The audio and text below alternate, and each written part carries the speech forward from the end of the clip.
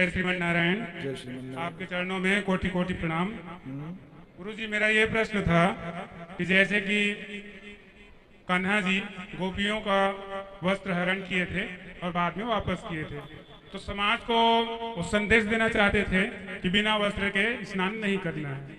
तो मेरा प्रश्न ये है कि ये सिर्फ स्त्रियों के लिए था कि पुरुषों के लिए भी? सबके लिए, पुरुष हो स्त्री हो, किसी को भी निर्वस्त्र होकर स्नान नहीं करना चाहिए। मेरा दूसरा प्रश्न ये था गुरु जी, तो नागा बाबा जो हैं वो पूरे समाज में ही नागा घूमते रहते हैं, तो वो उसका साधु हैं, समाज में क्या अच्छा प्रभाव है और क्या दुष्परिणाम है? इसलिए हमारे जो नागा साधु हैं वो केवल कुंभों में देखने को मिलते हैं। हाँ। बाकी समाज में हमारे नागा साधु नहीं घूमने में आते, जो हमारे सनातन धर्म के नागा साधु हैं। हाँ हाँ। इसलिए आज नहीं तब की भी मर्यादा थी कि नागा साधु भी अपने कमर को ढकते थे, अपने गुप्त अंगों को ढक के चलते थे।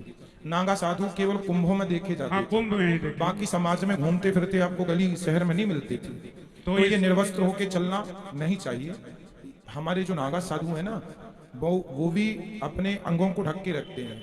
वो नागा साधु पूर्ण रूप से नागा तब बनते हैं जब कुंभ आता है, बाकी समय पे अपनी कमर को लपेट के रखते हैं। तो यही मेरा प्रश्न है गुरुजी कि कुंभ के समय में जब नागा घूमते हैं तो क्या उनको पाप नहीं पड़ता? वो साधु हैं, वो नागा शाही स्नान वही करते हैं। वो हमारी सनातन परंपरा अनादि चली आई है, साधु हो गए। जब हम गृहस्थ में है ना, तो हमें थोड़ा सा मर्यादा में रहना होता है। अब साधु तो देखो साधु हो गया, उसे किसी से मतलब नहीं, वो किसी के घर आता नहीं, किसी के घर जाता नहीं, वो उसका भगवान में ध्यान है, कपड़े में क्या कोई ध्यान नहीं है, इसलिए वो नागा हो गया। ऋषभदेव जी भी नंगे घूमते थे। ऋषभदेव जी जो भरत जी के पिता थे, जड़ भरत जी के, वो भरत जी के पिता ऋषभदेव जी बिना कपड़ों के घूमते थे, क्योंकि वो एक परमहंस योनि थी। सुखदेव भगवान भी निर्वस्त्र थे। सुखदेव भगवान जो थे, अलक्ष्य लिंगो निजलाभ तुष्टो व्रतश्च वाले अवधूत वेशा, वो अवधूत एक स्थिति हो जाती है। मतलब भगवान में इतना खो गया व्यक्ति, इतना डूब गया कि उसे पता ही नहीं कि हम नंगे हैं कि हम कपड़े पहने। वो एक चरम सीमा है। ठीक है। सुखदेव भगवान जब राजा परीक्षित को भागवत सुनाए थे ना, उस समय उनके शरीर में कपड़ा नहीं था, क्योंकि वो भगवत भजन भगवान में डूबे संत थे, भगवत प्राप्त संत थे। उन्हें पता ही नहीं कि क्या भूख है, क्या प्यास है। वो तो भगवान के रस को ले रहे, आनंद को, नाम रस, और कोई ध्यान नहीं। ऐसे संत हैं। ठीक है गुरुजी, धन्यवाद। तो ये हम गृहस्थों पे लागू नहीं हो सकती बातें। गुरुजी, एक और, रामायण के समय में राम भगवान तो क्षत्रिय कुल में जन्म था, ये वर्णन है।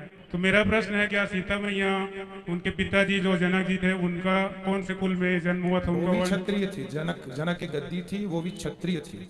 अच्छा, तो हम लोग रामायण पढ़ते हैं, उसमें नहीं देखे इसलिए पूछा। नहीं, जनक जी क्षत्रिय ही है।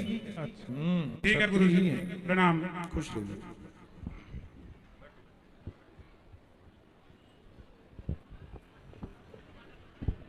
राधे राधे गुरु जी, राधे राधे।